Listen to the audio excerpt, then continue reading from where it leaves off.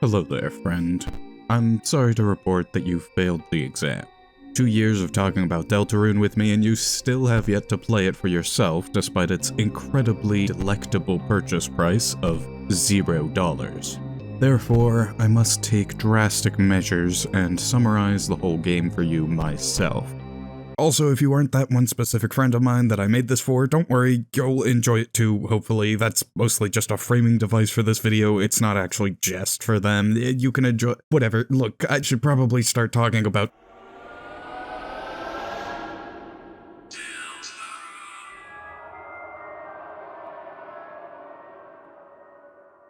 Right out the gate, we open up to everybody's favorite Undertale AU character, WD Gaslight. He's not talking in his wacky font, but to be fair, that'd be a pretty boring intro if he was. I can't even understand the jokes in this font. Here, Gaster, much like the 6th generation of Pokemon, has finally invented character customization. We get to name this vessel and then ourselves, then things get a little wacky as...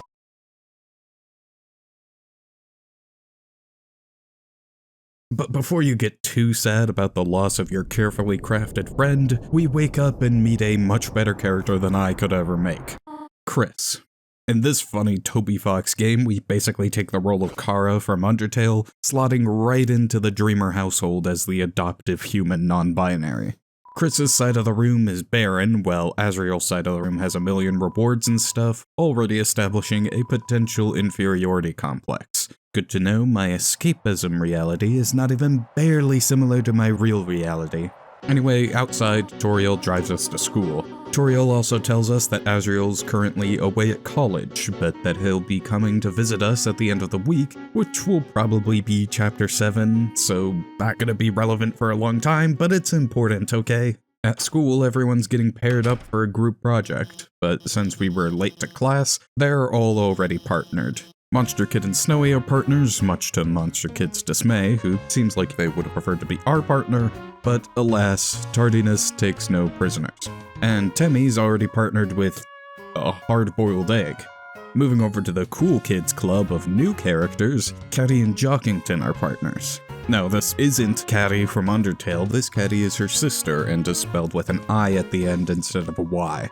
And lastly, but most importantly, Noelle and Birdly. They're also partnered already, but Noelle tries to suggest forming a group of 3. Birdly keeps objecting to this quirky throuple until... our partner appears. This is Susie. She's the only bully in the whole town, making her a prime candidate for some main character development. As punishment for being late, and because Elfies realizes that her chalk has mysteriously gone missing, we're sent to go with Susie to the supply closet to get more chalk. Immediately outside the room, we catch Susie eating said chalk.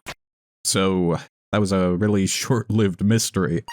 She bullies it up a bit, wusses out of biting off our frontal lobe, and then tells us our choices don't matter, which is actually really rude.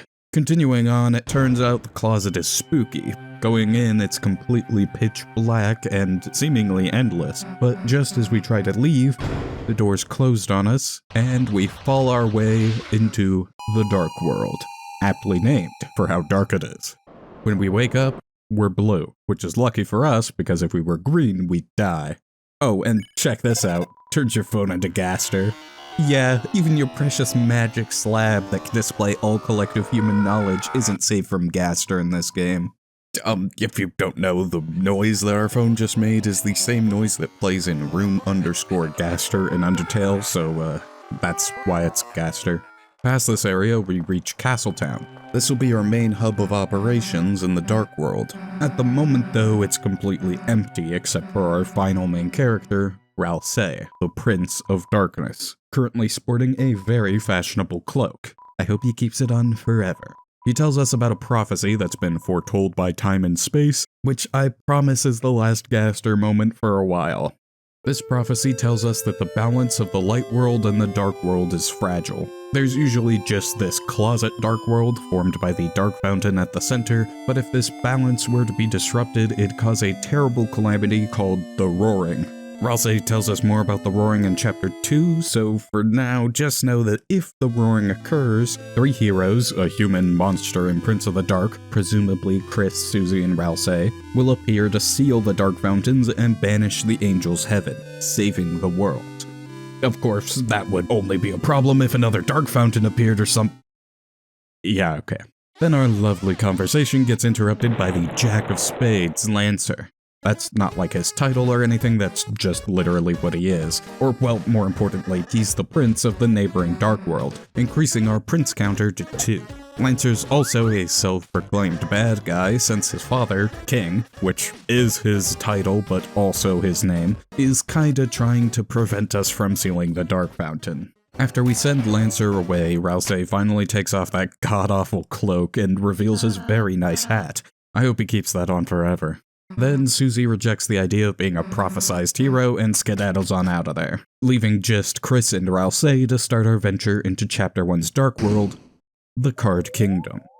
Through many treacherous trials and quirky character moments with Lancer absolutely failing at villainy, we eventually find Susie again, trapped at a puzzle that requires 3 people to solve. Reluctantly, she rejoins our party to help with the puzzle.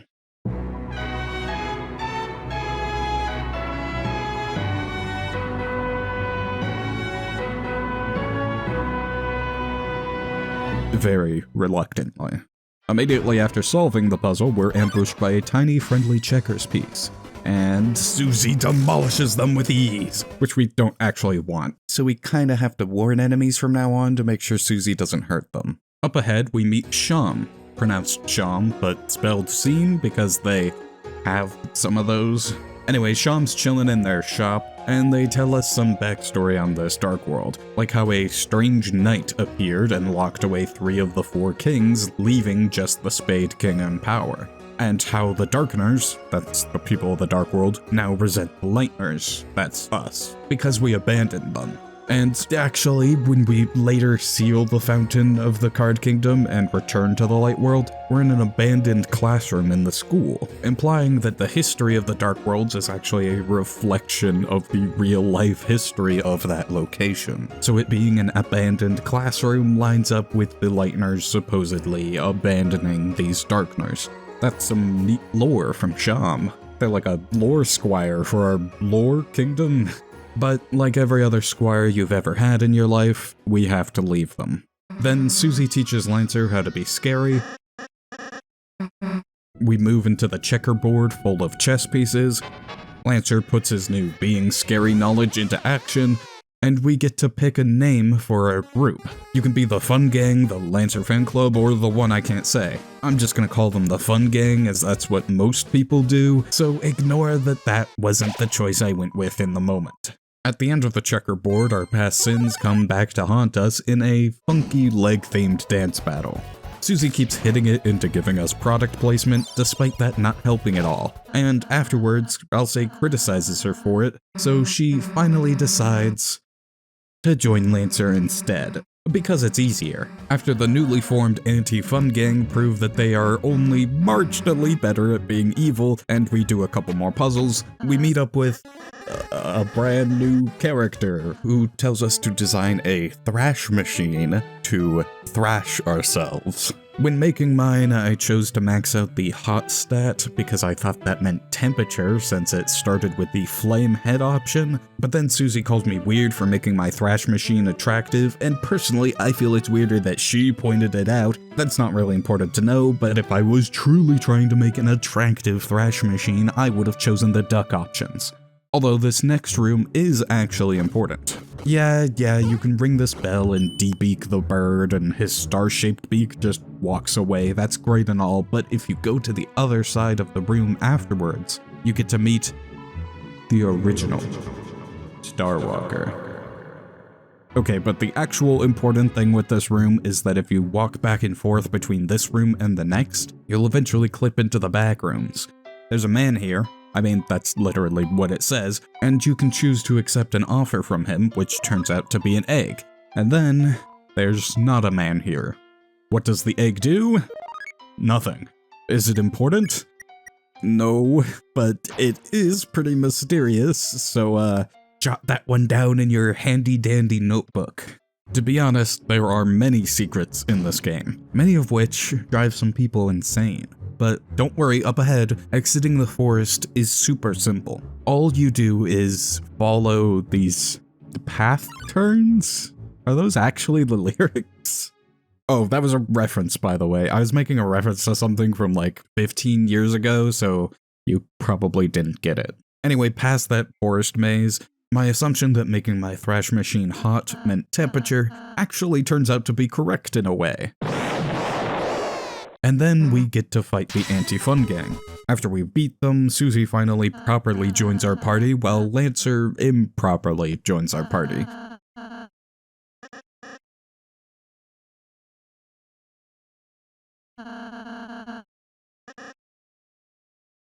And as we approach the card castle, which houses the Dark Fountain, we chat for a bit until we bring up how the Fun Gang's gonna have to get past Lancer's dad. In a very relatable fashion, when reminded of a problem he's been trying to ignore, Lancer immediately runs away, and then we get caught and detained in the basement of the castle. In our little prison cell, there's some moss we can eat. This is crucial to do, otherwise you'll lose out on the secret moss ending in Chapter 7.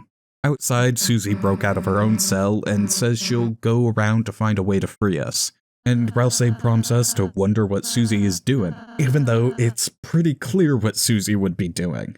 Obviously, she'd find out that Lancer was actually responsible for us getting locked up because he was afraid of what would happen if we confronted his dad. So in anger, Susie lashes out with the best song in the game, but once again stops short of actually finishing the job. Then she'd reassure Lancer that she won't kill the Spade King, completing her character progression from someone who feels like all she can do is be cold and violent because that's all people think she is, into somebody who can be vulnerable at times and true to herself. And then she'd finally come free Chris and Rouse. Hey, wait a minute. Rousey was just talking to Chris without us there. Write that one down in your handy-dandy notebook. As we ride the elevator up out of the prison, Susie decides she'll finally cooperate with us on the whole not attacking everything we see thing, which is nice, despite her struggling to do so at first. But now we scale the card castle, and along the way we meet this guy, Rules Card, spelled in the most confusing way possible. He's just a wacky puzzle guy who's definitely not important, but he has funny moments like this. And he even lets us refight the funny checkers creature once again to really showcase the epic Susie character development. But before we actually reach the king at the top of the castle, let's take the elevator back down. All the way down, until we transition from black and white to black and blue, almost like a wedding dress from 2015. Down here, we learn about the funny Jevil Man crybaby behind this door. This is Jevil, the secret boss of Chapter 1. To reach him, we have to find 3 key pieces, forge them together, create a door, let ourselves outside, and fight Jevil to the death. So while I fail that boss a couple times, why not distract ourselves with some hilarious Jevil fun facts? According to what Sham tells us after the fight, Jevil used to be the court jester, until he was contacted by a strange someone. Jevil began to see the world as just a game, and he was locked away. Or in his eyes, everyone else was locked away while he was the only one free. Also, Sham says that Jevil made their view of the world darker yet darker, which is one of the most obvious Gaster references thus far and connects both Jevil and Sham to Gaster. Isn't that fun? No, it isn't fun, because that's the end of the hilarious Jevil fun facts. When you beat Jevil, he gives you a shadow crystal. If you try to look through it, you'll see toys strewn on the floor like the unused classroom that this dark world occupies. But now that our Jevilish fun is over, we can proceed to the top of the card castle and fight the Spade King. He's absolutely pissed that Lancer hasn't killed us yet, makes an epic callback to earlier, and then the battle starts. During the fight, the king expositions all over us about the knight Sham mentioned, who apparently created the Dark Fountain, opening this dark world. But that doesn't really matter because we beat him.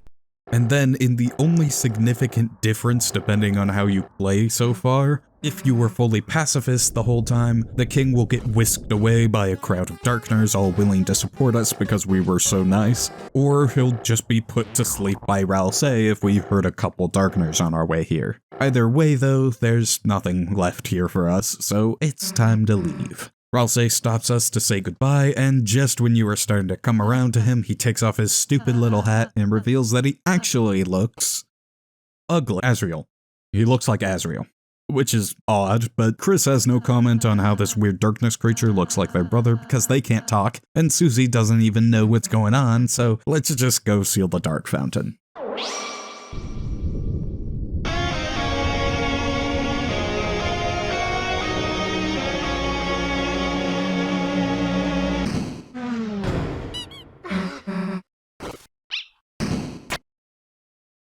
Despite everything that happened, Susie clearly had fun and wants to go back tomorrow, which isn't possible because we just got rid of that Dark World, but that's fine, she doesn't understand how this Dark World stuff works yet. Then she's off and we get to explore the town. Now if you're thinking, well this is a lot of people to talk about in town, but at least I've played Undertale so I kinda know what's going on. Don't worry, that doesn't actually help. A lot of major relationships or character development in Undertale has been completely shattered in Deltarune. Caddy and Bratty are bitter rivals. I mean, Caddy seems to have fun with it, but Bratty hates her.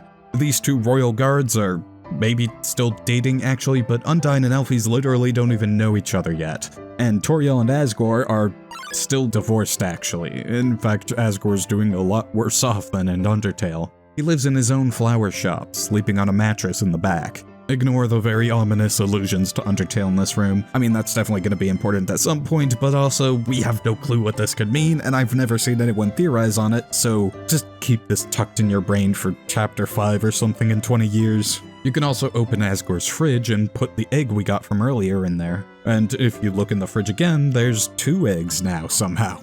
Always nice to help your dad out with the cooking.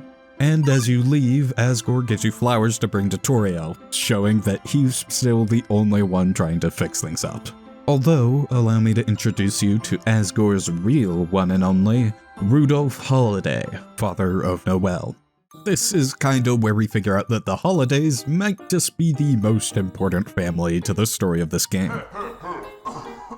Rudy himself is just bedridden with some illness that, killed him in the Undertale timeline, so you know, I'd say he'll have at least one big story moment in the future, and he's Asgore's best friend despite growing apart for some reason. And we even learn about December, or Des for short, Noelle's sister, who, is always referred to in the past tense, so that's good. But Noelle is by far the most important member of that family. Or at least the most tangible and easily accessible. She's actually one of the few people who knew Chris well enough in the past to give us some insight. She even notices that since we've started playing, Chris has been more talkative than usual. There's also a piano at the hospital that you can try and fail to play, but the receptionist says that Chris normally plays better than that. So Chris was someone before we showed up, and people are noticing that the way we play Chris is different to how they normally act, which is a really cool concept to explore. In fact, back on Noelle, she reveals to us that Chris has been a bit of a prankster in the past, telling Noelle that Icy is real and he eats kids. Yes, that Icy from the funny Sans crossword in Undertale. He's a far bigger brand name here in Deltarune. Oh, speaking of which, nothing too major with Sans. He asks who he should be friends with around here because he recently moved in, and if you choose Toriel, he says that he already befriended our mom last night. You know, you've probably heard about that moment before, but don't worry, you can also tell him that he doesn't deserve friends. As you leave, he asks if you could come back tomorrow to hang out with his brother, which I'll tell you right now, doesn't happen. But he's Sans, so we should come back anyway. And the last important part of Hometown are 2 storylines that seem like they'll play out over the course of maybe all 7 chapters, starting here in chapter 1. The first is if you knock on the door to Napstablook's house repeatedly, you'll meet Mettaton, except not like actually Mettaton. In Deltarune, Mettaton doesn't seem to have a robot body, nor any amount of fame or recognition. He refers to himself as a nobody and even tells you that you shouldn't waste your time coming to see him. But that's a lie. Mettaton just lied to you. Never meet your idols. Similarly, if you wait at the beach for a bit, you'll meet Onion, who doesn't remember their name, or your name, or what words are, but tells you to come back tomorrow so they can tell you a secret. But now, with the day's adventure all finished, Chris can go back home, give Asgore's flowers to Toriel, who throws them away, go to their room, and have nothing else of importance happen. Okay, well, Chris kind of establishes a clear divide between themselves and us, the player, as they rip out the soul we control and then act independently of us, but don't worry about that. And ignore the knife, that won't matter until we talk about chapter 2.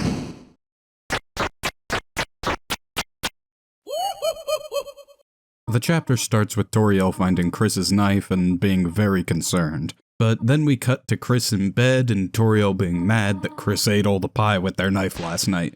So there was nothing to worry about. But now, imagine having to deal with more than a 2-year-long gap between that bait and switch. Anyway, we go to school, sleep all through class with little fanfare, and then meet up with Susie after class to go to... Well, okay, Noelle tries to hit on Susie for a bit. She has a crush on Susie. Did I mention that? She suggests that we should join her and Birdley for studying at that group... for stuttering at... Come on. She suggests that we should join her and Birdley for studying at the library for that group project that I forgot was like the whole reason this story even kicked off. But before we join Noelle, Chris and Susie make an amazing excuse to go in the closet. And now's when Castletown actually gets to be our hub of operations. Ralsei instructs us to form a trash ball of all the objects from the abandoned classroom and bring them into the closet where they turn back into all the darkners from our first adventure, even converting the whole town with them. Ralsei also shows us around his castle where he made us our own rooms. Chris's room looks just like Azrael's side of their collective room in the light world, reinforcing that good old inferiority complex we probably have. And Susie's just happy to have a room at all. There's also a Lancer room, but there's not really anything important with this. In Castletown itself, beloved Sham's back, and they comment on the Shadow Crystal we obtained from Jevil in Chapter 1, saying that we should continue to gather more Shadow Crystals to bring to them. But now we gotta leave. And as we do so, Lancer splats his way into our inventory, and Rule's card is also there.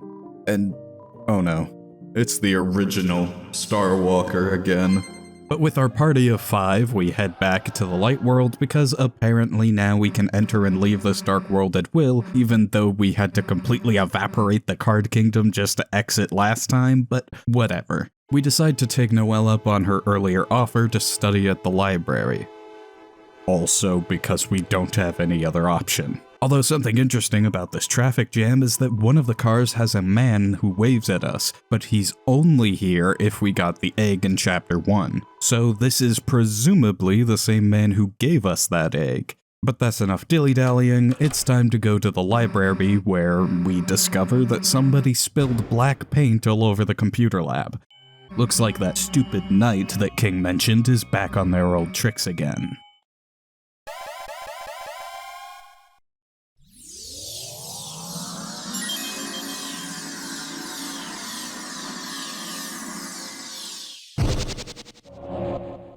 This is the cyber world. In this opening area, we see a trail of destruction leading to Noelle and the main boss of this area, Queen. Queen calls us stupid, captures Noelle to turn her into a servant and maybe make her face into a robot one, leaves, and then Ralsei just casually decides to show up. So now we're set for adventure. At first, it's a lot of gameplay that I can't really comedically summarize, although there is Newbert hidden behind a spelling puzzle. Who's Newbert?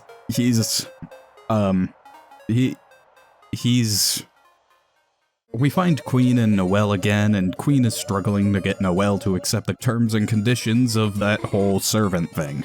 So Queen attempts to get the Fun Gang to help her by breaking our will, so we have no choice but to concede and assist Queen. And there's no better way to feel bad about yourself than getting absolutely trounced in a fighting game. Or by being too short and weak to operate the game in the first place. But with the strength of Susie, the brains of Chris, and a slight height boost from Ralsei, we're able to play the easiest match of Punch-Out ever invented and obliterate the machine itself. Then Queen talks about perishing under her bosom. I don't know, dude. You just had to be there for that one. And we get to go through a bunch more fun gameplay moments, including signing away our rights to our own likenesses, so now Queen can put on a fireworks display of our faces. The fun times really start to pick up, though, when we get on a roller coaster. And hey, I guess Queen finally convinced Noelle to join her in some official capacity, although she seems to suck at being Queen's servant because she lets her Susie love blind her from her duties. But Birdley's here, and he's doing great at it. We fight him, he blows up, fun times are rolling once again. Wait, never mind. The track ends, we fall to our death, except we aren't dead. Ralsei heals Susie, and that inspires Susie to want to learn healing magic whenever there's a chance to. But guess what? Here's the chance. A fork in the road. Pulling a classic Scooby-Doo, we must split up. And I choose to walk the lonely road. Some might even say that's the only road I've ever known. I don't know why I'm doing so many music references in this.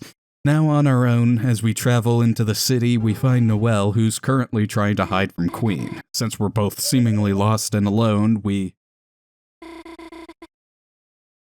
And then we find Queen, who's looking for Noelle. Since we're both seemingly lost and alone, we form an uneasy truce with Queen to help find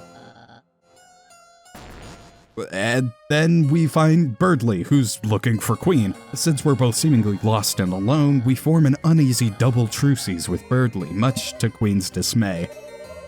Anyway, the nerd boyfriend and computer wife leave, and we form a triple truces with Noelle, which turns out to be the most official truces of all, since she's the only one who actually joins our party. Throughout the city, we teach Noelle how battles work, chat with her about more of Chris's past, like the time they rode a Ferris wheel together and Chris shook the cart when they were at the top, look at some ads, and meet back up with Trucy number 1, who's getting absolutely wasted out of her gourd.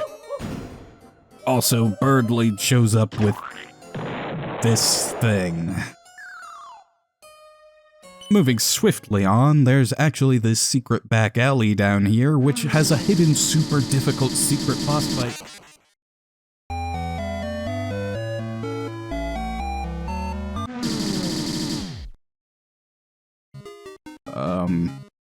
Oh my god, moss! Oh, this is the secret moss room.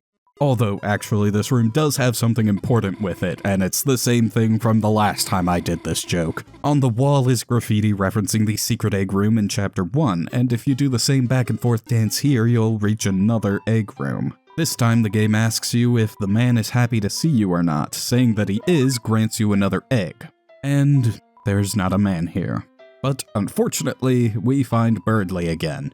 During a puzzle that I swear just doesn't work sometimes, Birdley accosts us with words of sorrow about how he must find and save Noelle, who is surely lost and afraid out there in the city, and not directly to his left, which he cannot see.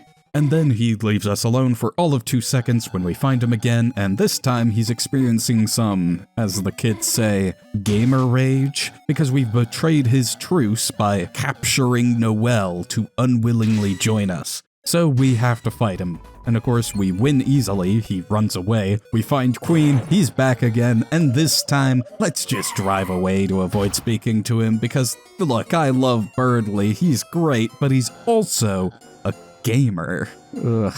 Which means he's an unfortunate reflection of myself, and I simply cannot handle that. You know what I can handle, though? Tumblr sexy men popping out of dumpsters in a back alley. But don't worry, Spampton doesn't actually do anything of note here besides be quirky. He tells you to meet him at the trash pile later though, so look forward to that weird date. We finish the car ride with a bang and then have a long bit of reflection with Noelle when she reminisces on the fun adventures she used to have with Chris, Des, and Azriel when they were all younger, exploring the woods, crying of fear, the usual. And then Queen shows up to do something that I personally remember fondly, entirely because if you sequence break the game to get here, it'll Anyway, the rest of the fun gang shows up again and Susie reveals that she's learned Ultimate Healing, a spell that costs the max amount of TP to use and heals practically nothing. But it's Susie's best, so we love her for it. We can also form an excessively long conga line for just this room by summoning Birdly to give him the prize we won, and it'll even include the original. But we soon find ourselves at Queen's mansion, where Queen is just there and she captures us, though she forgets Rouse entirely. But hey, at least we finally beat the first level of Super Mario World. And level 2's already looking a lot better because these cells are far more luxurious than the dingy old cells in King's Castle. They're even filled with objects based on each person's internet search results, which actually, that'd be awful, but this is fiction, so rather than being a random assortment of stupid questions and embarrassing secrets, it's a carefully curated list of new character details about Chris. Like, Chris does actually practice piano, really likes knives, but also seemingly wants to learn magic, which is interesting. Oh, but first we actually have to break out of our cages. Remember how Lancer joined our inventory way back at the start of this chapter? Yeah, that was actually important. We free the little round boy from our pocket, who then helps free us from our cell. And now we can all... Oh. We gotta find wherever Rouse is to help Lancer. Fortunately, Birdly also broke out of his cell, so he can help with these puzzles up ahead. Actually, he doesn't do jack. Susie is better at this than he is, which is the perfect time for a tragic backstory all about how Birdly feels forced to be the smart kid, even though he can only do well in school because of Noelle's help. That, unfortunately, isn't that important. What's actually interesting here is that Birdly only won the spelling bee because Noelle couldn't bring herself to spell December, the name of her sister, furthering the idea that Des is, probably not doing too hot.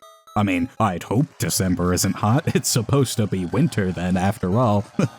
That joke doesn't work if you're from the Southern Hemisphere. At the end of Birdly's sad moment, Susie gives him a big pep talk about accepting his stupidity and being his true self. But we don't have time for that because we finally found Rouse all butlered up, and just in time for Lancer to die.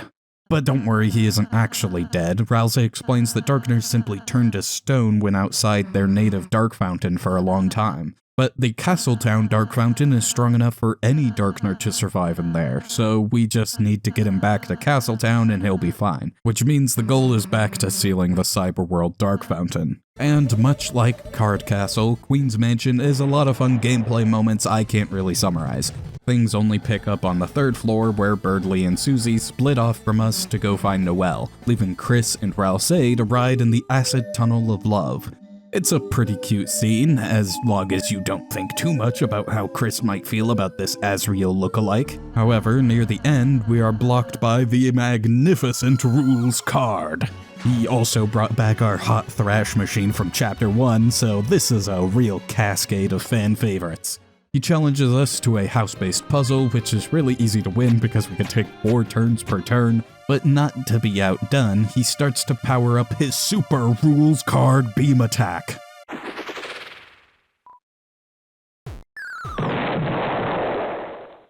But we pass by without trouble. Rouse, adding onto his increasingly large list of suspicious activity, brings back the old classic, "What do you think Susie is doing right now?" This time it's a little more fair to ask, because did you think Susie was having a romantic subplot with Noelle and a heart-shaped Ferris wheel? Maybe, actually. Susie found Noelle's room, tells her that all of this Dark World stuff is just a dream, and then they made their big getaway on a massive Ferris wheel right outside Noelle's room. And to be honest, this scene just made me love Susie way more than I already did. But yeah, there's some confused flirting, and Noelle even mentions that she loves scary things, which explains why she has a crush on Susie. But just when things are about to get too spicy, our savior arrives. Susie jumps on out of there and Birdley confides in Noelle a secret. Apparently, even Birdley has a crush on Susie. Everybody loves Susie, I guess, and nobody is jealous. When we get back to our perspective, we can see that Ralsei was talking to Chris again, just like in Chapter 1, which, whatever, nobody knows what this is about, so I guess he could just keep doing it until it's revealed in Chapter 7. I totally don't care about whatever secret Ralsei is sharing behind my back or anything. Anyway, now's the part where we stop right before the big boss and turn around to go back to the trash pile we belong in. But this trash heap's got good company, like... Well, okay, it's got company at least, regardless of quality. Spampton here tells us to purchase his keygen and retrieve an empty hard drive from some old machine hidden down in the mansion basement. And this basement is way less inviting than King's. I mean, King's basement even had Starwalker. I didn't mention that before, but he was there. This basement just has the hardest overworld bullet section ever invented. But once you get the hard drive and bring it back to Spampton G, he uploads himself into it, and you have to put it back in the machine you found it in, where nothing happens. Until you try to leave.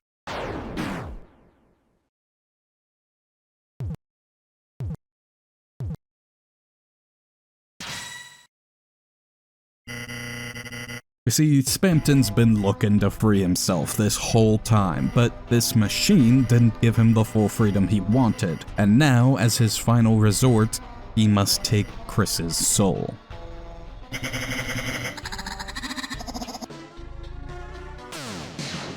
And thus starts the secret boss fight of Chapter 2. So while I beat this boss on the first try somehow, it's time for some side-splittingly hair-raising fun facts about Spampton. Did you know that Spampton used to be a normal salesman with dreams of one day making it big, until that one day came and he was contacted over the phone by a strange someone? Suddenly he was making big brand deals all over the place, even earning a suite in Queen's Mansion, until just as quickly a strange person was gone, and with it, Spampton's fame. Spampton left, and all that remained was his phone in his room hanging off the wall, playing nothing but garbage noise. Which is the same way the Gaster noise from our phone is described, meaning the person that contacted Spampton was likely Gaster, and that strengthens the possibility that Jevil was contacted by Gaster too. Similar to Sham's relationship with Jevil, the shopkeeper of Chapter 2, Swatch, was also once friends with Spampton. He reveals that the robot in the basement that Spampton took over was a robot he once helped a Lightner design. People believe that Lightner was Mettaton because, look at it. It looks like Mettaton Neo, Spampton is called Spampton Neo in this fight, and the boss fight theme even samples the Mettaton Neo boss theme. So the idea is that Mettaton designed his ideal robot body in MS Paint, but because Alphys is a lame teacher instead of a robotics expert, that dream design remained just a dream and never a reality, and was thrown away. Just like how Spampton is now stuck obsessing over obtaining freedom. A freedom he can never get. Those were some nice Spampton facts. Just like Jevil, after beating him, he gives you a shadow crystal, which shows us the computer lab when we look through it. However, as we leave, Susie notices, that was really weird. She asks if we're okay, however, Chris is obviously upset no matter which option we choose, which suggests that even though they're stuck saying what we tell them to, that doesn't stop them from choosing to say it in the way they want to. And Susie notices this. Even if we say, yes, we're okay, Susie can clearly tell that Chris isn't and tries to comfort them. Ralsei, though, chooses to take what we say at face value and assumes that if we're saying we're okay, they should believe us. This is ultimately a dynamic these two have followed the whole game. During nearly every choice we've had, Ralsei will respect the choice we make, while Susie won't. However, in this context, it's a little bit less wholesome for Ralsei to respect our choice as the player, when Chris obviously has some other feelings about the matter. That's, a little more analytical than this video has been so far, but in my defense, It's queen time, baby. She's caught Birdly on a plug and weaponizes him against us. During the fight, she reveals that she plans to expand the Dark World to fully engulf the Light World, and she seems to genuinely believe that'll help the Lightners since we've been having a lot of fun in the Dark World already. But before we can think about that too much, we finally free Birdly, and Queen flees, now being thoroughly outnumbered. Birdly, weakened from the fight, collapses, and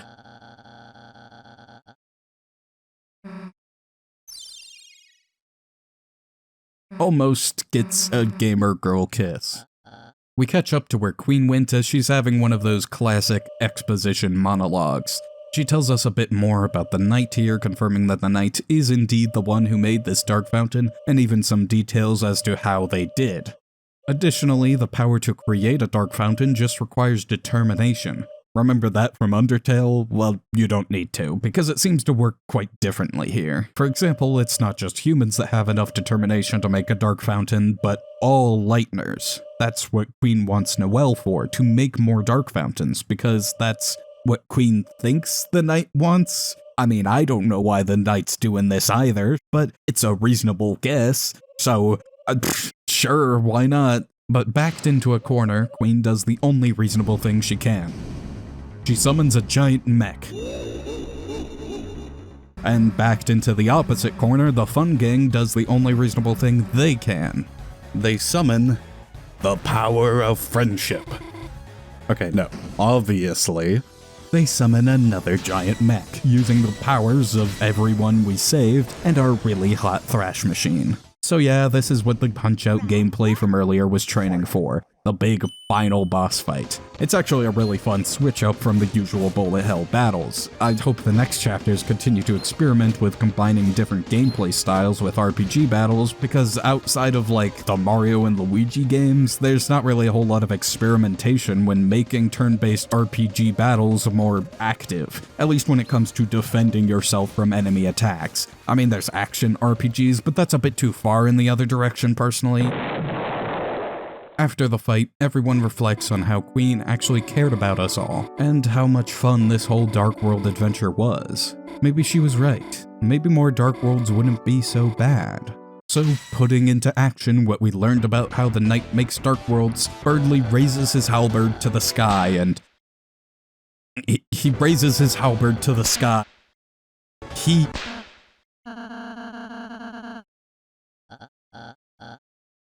Ralsei finally tells us about the Roaring. The great calamity that will occur should too many dark fountains form. The light world will be overtaken by darkness, all darkners will turn to stone, and all lightners will be left to fend for themselves against the titans who form from the fountains, devastating the land. Which nobody knew about except for Ralsei. Even Queen didn't know that would happen, but that means she's now cool with us sealing the fountain. Couldn't have told us all about this before the giant mech battle, bud. That's just the classic Ralsei way, I suppose. When we seal the fountain, everyone wakes up in the computer lab. Noelle and Birdly convince themselves that it was all just a dream. Susie does the funny pose from that one meme you may have seen before, and we can now bring all the computer lab stuff back to Castletown. You can go around and chat with all the new residents and see King and Queen interact, but more importantly, we can return to beloved Sham with a new shadow crystal in hand. They congratulate us on getting the second crystal and warn us that the next secret boss will be far more difficult, impossible even. That is, unless we use the Shadow Mantle, which they can't seem to find. Maybe somebody took it? Oh great, thanks, guess I'll die to the next secret boss then. That's all for the Dark World, and thankfully there isn't a whole lot in the Light World to discuss. First, if we come back to talk to Mettaton, he asks for us to bring him some entertainment tomorrow. I have no idea what that entertainment will be, though. Onion tells us their secret, which is that at night they hear a piece of a song coming from deep below the water. But they've heard the full song before coming from the ocean. And Onion says they'll investigate and share their findings with us tomorrow. So, you know, one of those is much more exciting and important than the other, but I like Mettaton, so I'm hoping he gets something cool going eventually. Besides those wackos, at the bottom of town is a shelter. It's Gaster. Yeah, the mechanical sounds from this shelter is actually the same Gaster sound from our phone. It didn't really do much in Chapter 1, but here in Chapter 2, you can find Monster Kid and Snowy right outside. They talk about how scary it is and even imply that Chris has talked about this place before. After Susie bullies them away, she asks Chris what's up with this place. A question that I wish wasn't rhetorical, but our stupidly fabulous silent protagonist remains fabulously silent on this stupid matter. Oh, speaking of Gaster, there's Sans' shop now open. Here you can reverse steal the egg you got in the cyber world, and it's worth noting that despite getting rid of your eggs in both chapters, the game still keeps track of how many you got, which you can check by talking to Temmie's project partner. Anyway, if you talk to Sans about the whole meeting his brother thing that was supposed to happen today, he says it didn't quite work out, but he says we can meet his brother around the same time Ralsei comes back, so that's another thing to look forward to, I suppose. Before we leave the store, we get to see Sans befriend our mom some more. Toriel comes in to buy some eggs, and Sans and her exchange some fun egg puns back and forth until... Okay, that's not really important, but it is one of the most reaction-inducing moments in Deltarune. I don't know what reaction, but like, it caused a very violent reaction in my soul, and we need to remember it. On the topic of Asgore, the now-open police station has a note about Asgore and how he was discharged from the position of police chief after something happened. Chris doesn't want to read far enough for us to figure out what, but it's likely that whatever it is the reason Toriel divorced him, and could even be the reason Rudy mentions how their families have grown more distant. Speaking of Rudy, in Chapter 2, he mentions he might feel well enough to go to church tomorrow. And just the fact that church is likely happening next chapter, since that would be tomorrow, is actually pretty important because there's a lot of religious involvement with the Dreamer household so far. However, more importantly, I'm pretty sure Rudy won't make it to church. I have this sinking suspicion, call it a Master Sleuth's hunch if you will, that Rudy will not, in fact, get better. He might even get worse. This is a revolutionary idea. Nobody else has thought of this. That's all from the hospital to discuss, and unfortunately that's it for Hometown. We don't get a chance to talk to Noelle after she ran out, but before we head home and wrap up the chapter, I wonder if there's some way we could change things just enough to hear a little more from Noelle. She does seem fairly important after all. The Weird Route. This route is seemingly the only way to make any big changes in how the story plays out. For the most part, nothing you do in normal gameplay will change the outcome of the story, but here, starting with Noelle joining your party, you can use her spell Ice Shock, which has the unique property of freezing enemies when they're defeated, instead of allowing them to run away like normal. Much like Undertale's Genocide route, the main goal here is just to freeze every enemy you can. But there's also several exclusive scenes to this route, and even a brand new entry in the list of normal English words that now activate brain rot for chronically online people. Proceed.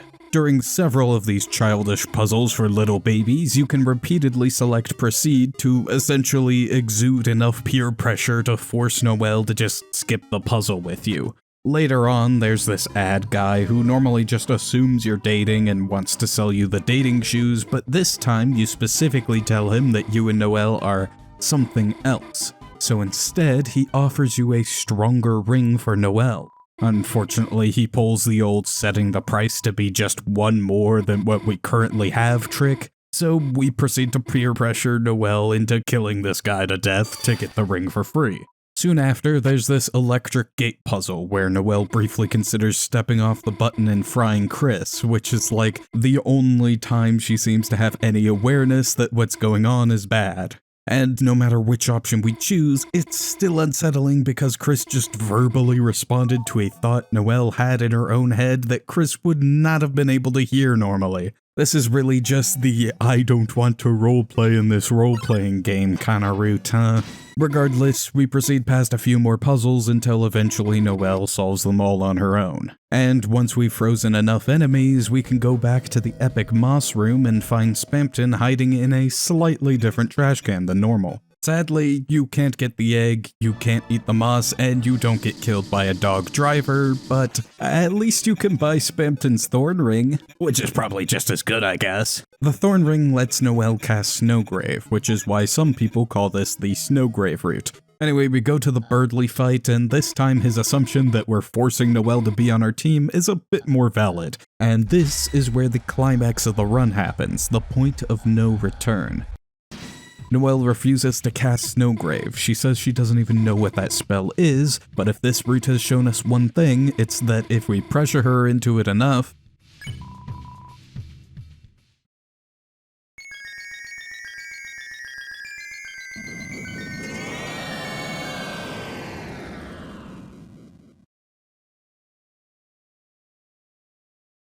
Noelle leaves, and we take a shortcut to meet back up with the gang at Queen's Mansion. Without Noelle, we can't seem to make any other meaningful choices, but the damage we've done is already enough that Spamton has completely taken over the mansion during all the chaos. Most quirky sequences are completely skipped over. Rousey doesn't even get to force her perspective away from Chris, much to his dismay. But he does at least tell Queen about the roaring before the big mech fight, so we get to skip her entirely and go straight to sealing the fountain.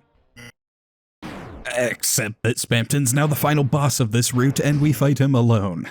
During the fight itself, Spamton talks to us a lot and even says that what we're doing will let us get freedom in the end, but that it probably won't go that well, which makes sense. Though, unfortunately, I'm really curious about what's gonna happen anyway. Once we get close to beating Spamton, he uses the famously high defense of Neo to ensure we can't possibly win. So Chris calls for help. Chris calls for Rousey and Susie, but for the first and only time in the game, there's an important distinction between referring to Chris and referring to you, because once you call for Noelle,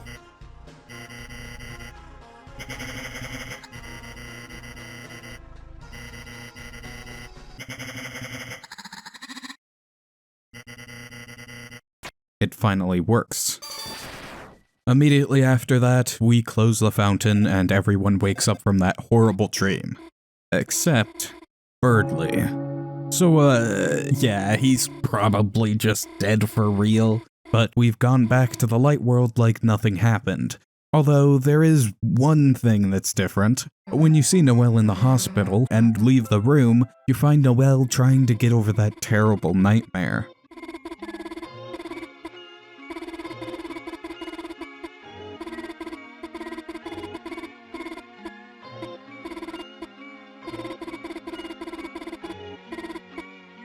But we can make sure she knows that it wasn't just a dream. Everything else in the light world is the same, so we can finally head back home and talk about the final moments of Chapter 2. So let's get a quick vibe reset. Good. Now we can talk about the wacky home shenanigans and forget the atrocities we just committed. Let's pretend we're on a normal route again. When we get home, Toriel invites Susie in to stay the night, but Susie is clearly quite tense and well-mannered around Toriel. A slightly concerning personality shift. But eventually, Susie relaxes a little and helps Toriel bake a pie, while we go wash our hands in specifically the bathroom sink because Chris doesn't let us use the kitchen sink for some reason. I guess they have a Oh. Susie and Toriel chat for a bit while Chris is out until Toriel notices that Chris is taking a bit longer with washing their hands. She then says she has to go pick up some sugar from the car, and Chris returns from their adventure and puts us back in without much fanfare. We're a bit late to the pie-making party, and Toriel cuts it short once she gets back in, but now we get to watch some TV with Susie. Susie talks about how much fun the Dark World adventures have been and talks about the upcoming festival, but eventually both Chris and Susie doze off, and we see Toriel calling the police, saying that her car's tires were slashed. Which is what most people assume this was all about. And despite being probably the only crime all week, there's not a sign of police after presumably at least half an hour. Undyne literally complains about not having enough things to do in Chapter 1. Is she seriously not— Oh, wait a second. What is Chris—